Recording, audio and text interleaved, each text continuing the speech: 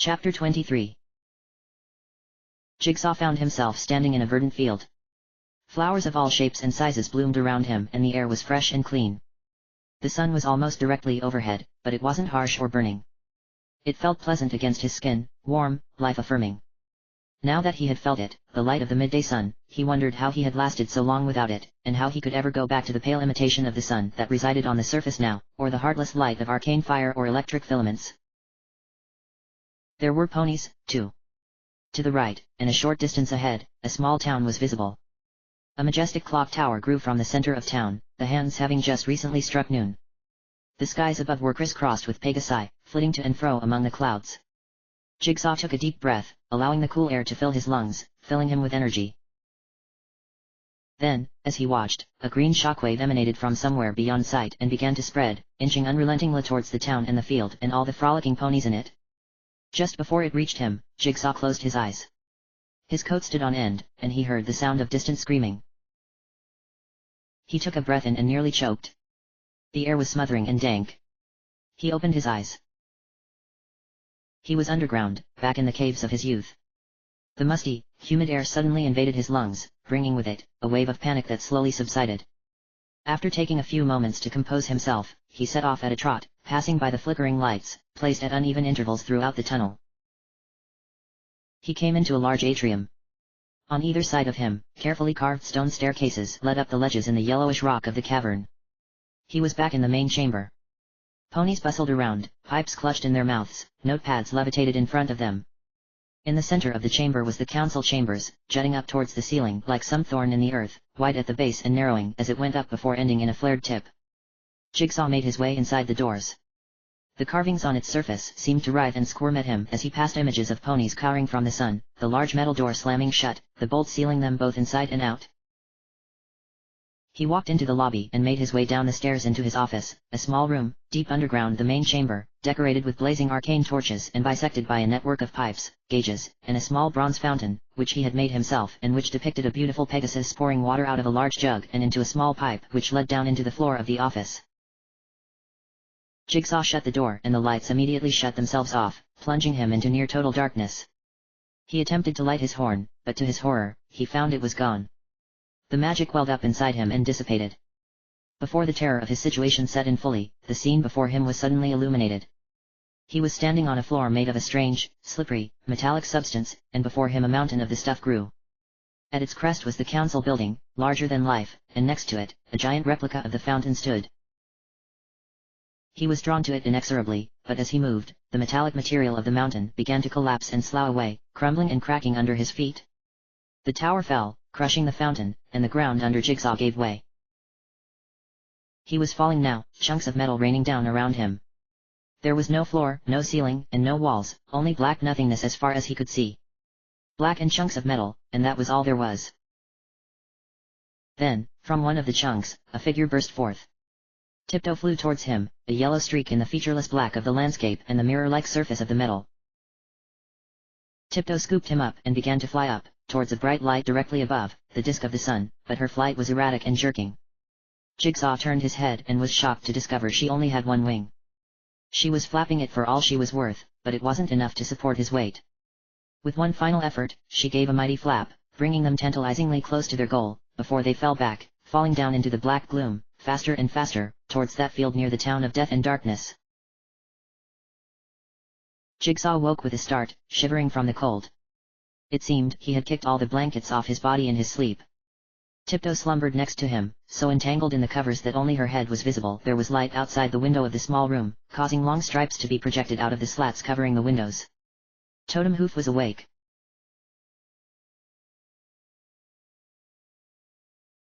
Half an hour later, Jigsaw, Incendia, and Tiptoe were gathered in the small kitchen.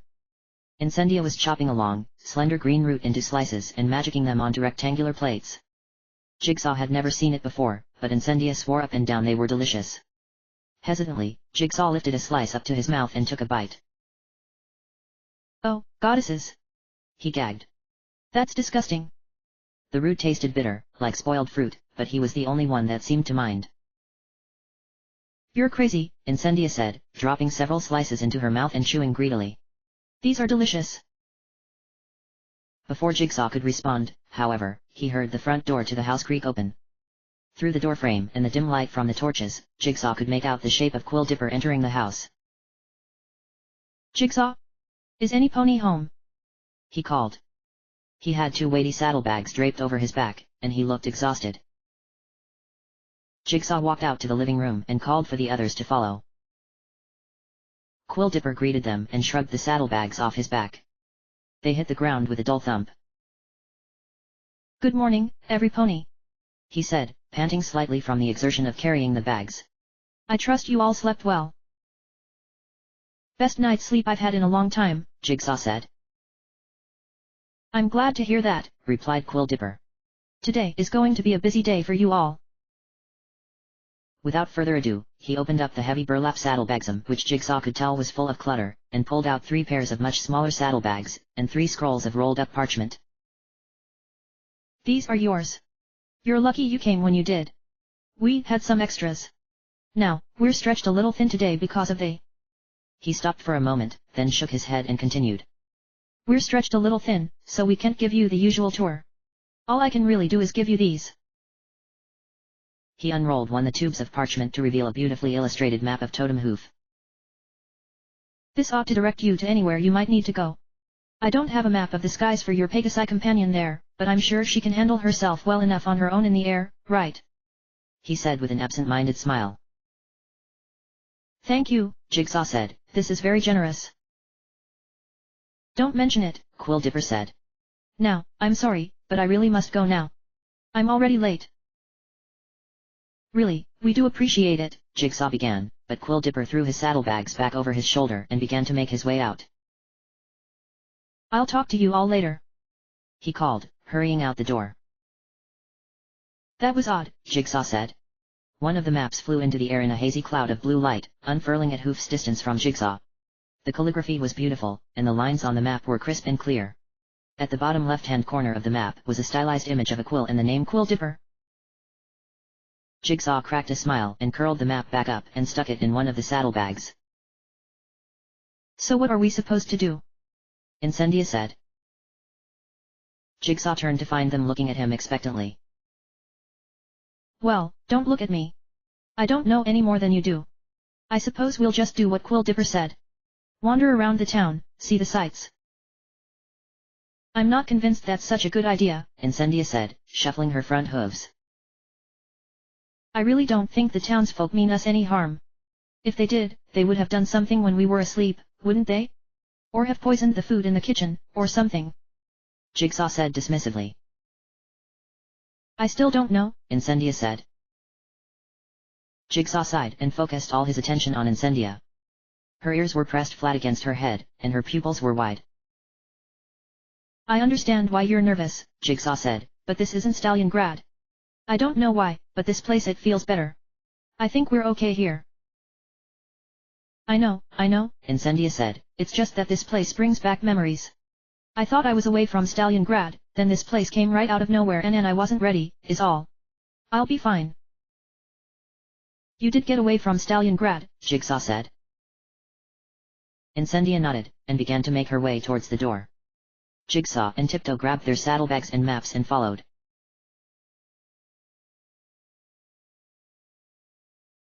The door opened, and the intensity of the light made Tiptoe blink and squint. When her eyes got the chance to adjust to the harsh light, she was shocked at what she saw. The sky above was still blocked off with clouds, which seemed to glow with an internal light.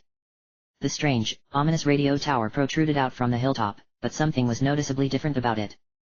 Near the top of the tower, searing through the clouds, was an enormous glowing orb, bright enough to illuminate the streets of the town below. It wasn't quite daylight, but everything was easily visible. Curling up the sides of the tower, like vines, were heavy cables pulsing with light, like giant fiber optic cables. Near the center of the sky was a brightly illuminated patch of cloud. Black specks. Tiptoe thought they must be Pegasi. When she turned back to point this out to the others, she found they had disappeared while she was staring at the clouds. From all over the town, Pegasi were flying up, wings flapping furiously as they shot up into the sky. Tiptoe wasn't sure if she should join them or not. She set off down the narrow sidewalk. Their house was built rather high on one of the hills that encircled the town, and most of the buildings near it were unoccupied, so Tiptoe had to walk for several minutes before she came across any pony else. An elderly electric blue earth pony was walking around her garden, a bag of feed clutched in her mouth. Every few seconds she would shake the bag, sending a spray of feed to the ground below. In the corner of the yard was a chicken coop, full of loudly squawking chickens, just waiting to be let out. Tiptoe cleared her throat nervously. The earth pony looked up at her and dropped her bag of feed. Was there something you needed, dear? She said, cocking her head to one side. Yeah, I was just wondering. I'm, a refugee of Stalingrad, and I'm not sure where I'm supposed to go, she said, stumbling over her words. The earth pony smiled. The immigrant Pegasi usually report for concealment duty, just like the natives. They'll teach you up. Concealment duty? Tiptoe asked. Where is that? The sky, of course. She said, as if it was the most natural thing in the world. Goodness, you are new, aren't you? Where's your guide? Am my guide? Tiptoe said, taking a step back unconsciously. Your guide? The elder pony exclaimed. They sent out a notice to every household the day before yesterday, giving procedures on how the immigrants are to be handled. You are to be shown around with a guide. Luna wills it. I took a wrong turn. Got separated. Please, can you just tell me where to go? The hole in the clouds. Be careful, her wool obscures. The elderly pony said, his eyes focusing on the bright area in the sky. Thank you, Tiptoe said awkwardly, backing away from the earth pony and her garden. She made her feel uncomfortable. Deciding she really didn't have any other option, she extended her wings. She paused for a moment, savoring the anticipation that came before flight, then flapped her wings down. With a buffet of air and a gentle swirling of dust, she left the ground. When she was only a few dozen yards, it suddenly hit her that she had never flown up to cloud level before. In fact, she had never really flown much higher than 100 feet or so. She hovered in midair for a moment, watching the few remaining straggler Pegasi take off into the sky. For a moment, panic gripped. What if she fell? Did she have the skills to catch herself? But then she felt the wind, the warm breeze blowing from the west. The weightless sensation flying gave. The freedom, and the promise of something new to explore directly above. She soared upwards, feeling the changes in the air currents, the updrafts and downdrafts, the give and take of flying, until she burst through the cloud layer. What she saw nearly made her fall right out of the sky. All around her, sculpted out of cloud, was an entire second town. The moon, bright and silvery, was visible in the east, and most of the buildings were turned to face it. Pegasi were bustling around, trotting right on the surface of the cloud, going to and fro between the buildings and the clouds. Some, in uniform, were marching out to the west, while others, dressed in yellow, were flitting about in the air, catching stray bits of cloud and redirecting them to where they were needed. The most striking aspect of the city in the clouds, however, was the sculptures. Larger than life, they were molded out of cloud in the shape of ponies of every sort, though Pegasi were by far the most common. They appeared to be leaping and bounding up the center of the cloud city, faces turned towards the moon, each sculpture spaced a few dozen yards apart, flanking the main street. As they got closer to the eastern edge of the city, towards the moon, they began to take on more and more desperate appearances. They were crawling, hooves outstretched. At the edge of the cloud city, the barrier where the cloud floor ended and the sky began, stood an enormous sculpture of an alicorn Luna herself, molded out of dark storm clouds, wings outstretched to encircle the moon. It made Tiptoe decidedly uncomfortable. To the west, the top of the radio tower poked through the clouds, providing illumination to the entire cloud city. Tiptoe couldn't help but notice that not only were there no buildings anywhere near it, but there were no ponies not within 300 yards, at least. She began to make her way east, towards the strange statue of Luna. It took her longer than she thought. The statue never seemed to get any closer as she walked forward, though the tower behind got farther and farther away, until she suddenly found herself at the edge of the layer of cloud, directly under the torso of the gargantuan sculpture. It looked so much larger close up. Her thoughts wandered back to the thing that had been protecting the fragment and she shuddered. The clouds did something odd when they reached the end of the city limits. Instead of dissipating and spreading like natural clouds, they billowed and poured over the edge, creeping all the way down to the edge of the hills and sliding over, forming a thick fog that covered most of the land below. It was like watching a cloud waterfall in slow motion, tumbling over the precipice. You really shouldn't stand that close to the edge, you know. Tiptoe spun around to find that a grey Pegasus was standing directly behind her, a scowl on his face. We can't do anything if you fall here. Your wings won't help you, either. Who are you? Tiptoe spluttered. Probably who you're supposed to be with. Stalingrad refugee, right? It's not hard to tell. You look like you've never stepped hoof on a cloud in all your days until just now. Bet you never even made so much as a drizzle. Yeah, I am, Tiptoe said. My name's Thunderclap and I'm supposed to teach you foals about weatherworking. What are you doing over here? No pony's supposed to come this far east unless they have business over here, and you most assuredly don't. I got separated from my group, Tiptoe said defensively. And if no pony's supposed to be over here, what are you doing here? The Pegasus narrowed his eyes. I live here, he said, gesturing to a small building near one of the front hooves of the sculpture. Oh. The grey Pegasus stared at Tiptoe for a moment longer, then rolled his eyes and turned away. Follow me. Tiptoe hesitated for a moment, then began cantering off behind Thunderclap. She couldn't help glancing over her shoulder at the massive sculpture of Luna, and the dull, crumbing orb framed by its wings. She felt a stab of sadness, a longing for something she had never known. An hour later, Tiptoe was seated on a small translucent stool with a group of about 30 other Pegasi of all shapes and sizes. Most looked to be in significantly worse condition than she was. Many were missing large patches of feathers. One had such a large gash across his face he could barely open his left eye. Thunderclap paced back and forth on the cloud surface, looking the group over, the perpetual scowl clearly etched on his face. Without warning, he pounded his front hooves down on the ground and flapped his wings. He soared up in the air, taking a large column of cloud with him. With a few deft wing flaps and a single buck from his back legs, the cloud began to condense and rain directly onto Tiptoe and the group. This is quite possibly the most important job in the entire city. Weatherworking allows us to stay hidden from those that would do us harm and gives us the water to provide crops. Luna's grace may be great, but even she cannot summon clouds from nothing. They are drawn here from farther west, but they're hard to come by, understand? Do not ever let me catch you wasting a cloud, understand? Now then. Let me ask you all a question. Did any of you stumble across this place by accident? Did you just waltz into the city limits?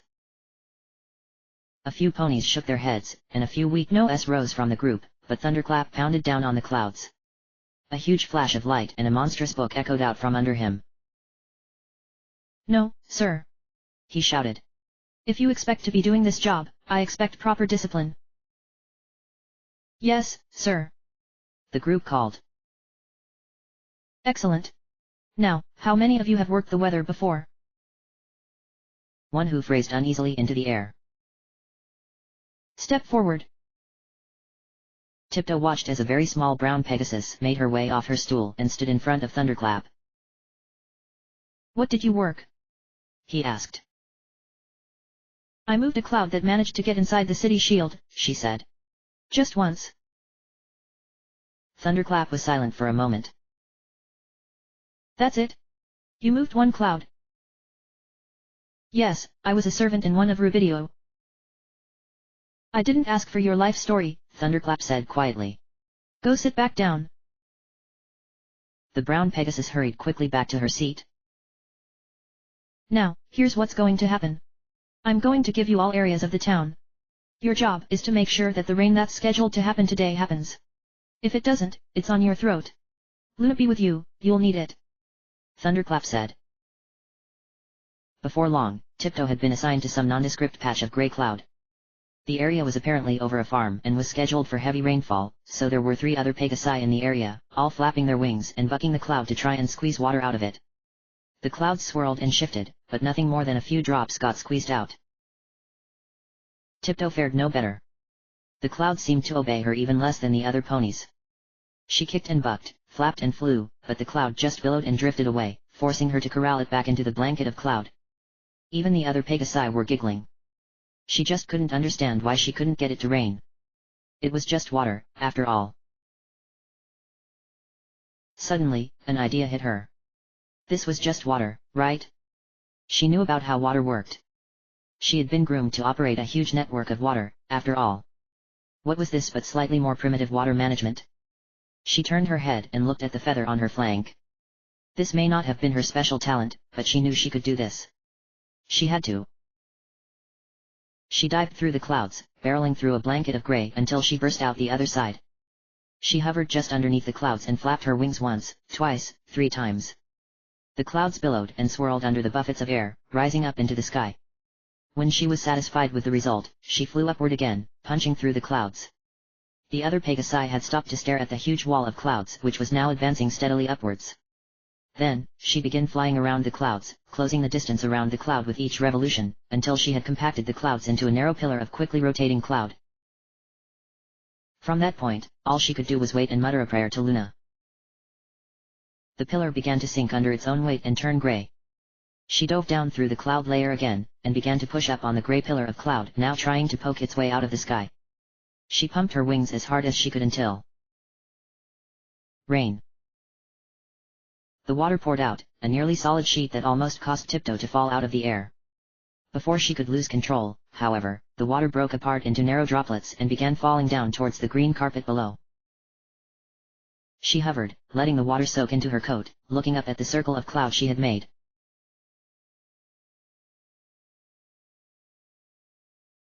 She didn't listen to Thunderclap's admonishment of her unorthodox style, or that she had sent way too much rain over a far too small area, or that she could have heard herself flying below the clouds.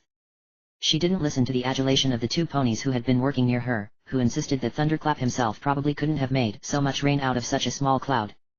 Her mind was still down there, in the weird light of the tower, with the rain spattering on her face.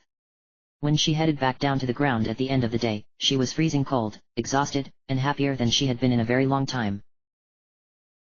She arrived at the house at roughly the same time as Incendia, who was smoldering slightly. She could feel the heat coming off of her from a few feet away and kept her distance. Tough day? Tiptoe asked. You could say that, replied Incendia. She smiled weakly and they went into the brightly lit house together.